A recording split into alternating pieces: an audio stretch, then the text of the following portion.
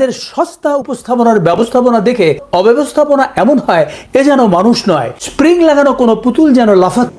জনপ্রিয় উপস্থাপক হানিফ সংকেতের সারা জাগানো অনুষ্ঠান ইত্যাদি বরাবরই দর্শকদের কাছে আনন্দ দেওয়ার পাশাপাশি সামাজিক বিভিন্ন মাধ্যম তুলে ধরে।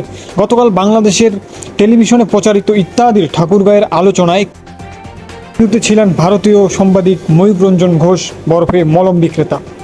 তিনি যেভাবে বাংলাদেশকে নিয়ে গুজব ছড়ান তারই একটি ছোট ক্লিপ তুলে ধরেছেন তার ইত্যাদির মাধ্যমে,